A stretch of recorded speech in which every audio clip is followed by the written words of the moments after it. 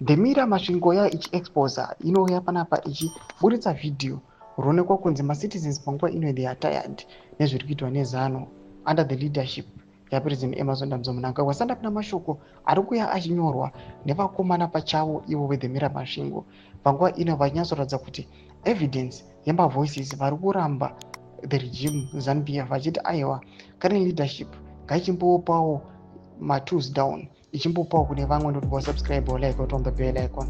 Tipinda panapa muThe Mirror muda achiposta this video yamuri kuona this old man wamuri kuona uyo wabuda nyora achiti Mnangagwa must step down now.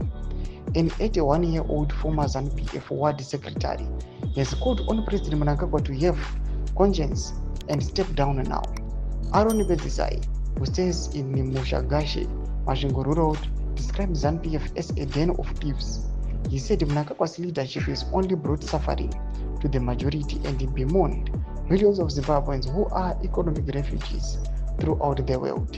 High unemployment, inflation, repression, and likened Zimbabweans to Israelites in Egypt. Ndo mashoko anobuda nyuka panguva ine achitaura mashoko achiti aiwa munyika mune high unemployment rate panguva ine vanhu vari kurarama semarefugees, inflation, repression panguva ino aiwa zviri kuonekwa zvakarova nyika yeZimbabwe. But chitiko chiri kushamisa ndechekuti this is a former ZANU-PF ward secretary ari kutaura mashoko awa anoonekwa kunzi anga aritoriwo munhu wezano atori former secretary wezano, but panguva ino muchimuona achifumura zvoratidza kuti pane zvaimbovapo zvaonekwa kunzi zvaanga ari proud nazvo neZANU-PF, but panguva ino chionekwa kunzi hazvisipo.